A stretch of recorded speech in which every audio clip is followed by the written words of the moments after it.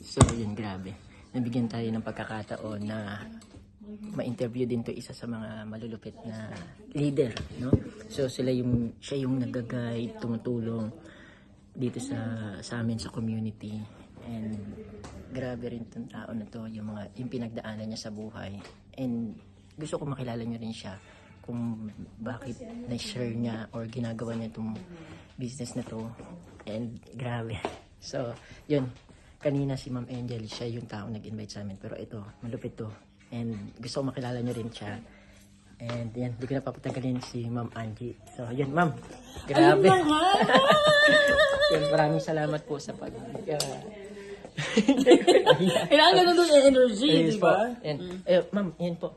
Share ko lang or share lang natin kung bakit niya po ginagawa yung opportunity. And ayun po, I'm thankful po and thankful kami ng partner ko na na-invite nyo kami sa business. And share nyo lang po, ma'am, bakit niyo po ginagawa yung opportunity and ano yung naitulong niyo sa iyo. And ano po ba yung background nyo bago po kayo mapunta sa community, ma'am? Ayun, thank you Sir Mike sa napakagandang question, no. So sino ba ako? Ako yung isang typical na OFW dati na parang, 'di ba, nung umalis tayo ng Pilipinas, may pangarap. Pero nang dumating kasi tayo dito sa abroad, parang pag natanggap ang sahod, 'di ba, yung parang barkada dito, inom dito, isa akong ganon.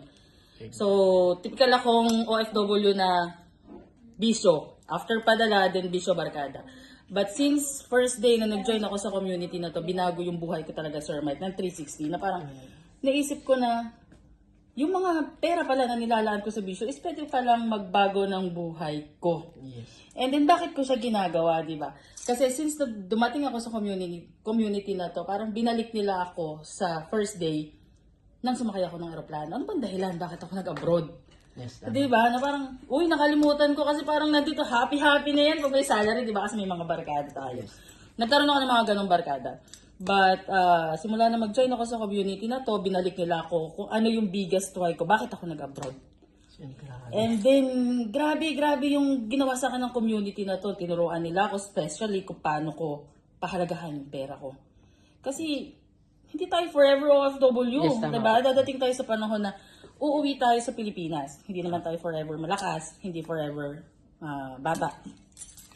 So, dito ko natutunan na kailangan pala may exit plan.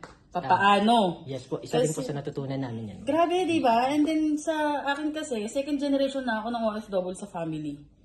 But na-realize ko din na ayokong gumaya sa kanila.